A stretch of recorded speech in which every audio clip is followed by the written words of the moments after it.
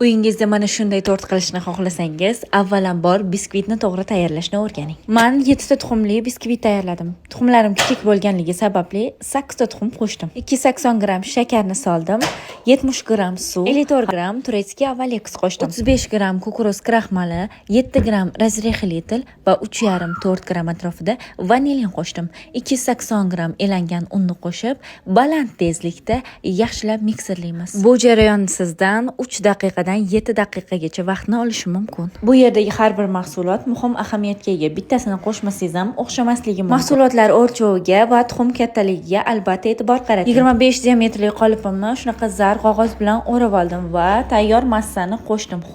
Qolipga tayyor massani quyib bo'lganingizdan so'ng, xuddi shunday tartibda chetlarini ko'tarib chiqishingiz shart. Turetskiy biskvitni aynan shunday qizigan duxovkada 45 daqiqadan 1 soatgacha pishiramiz va xuddi shunday to'mparib sovitamiz.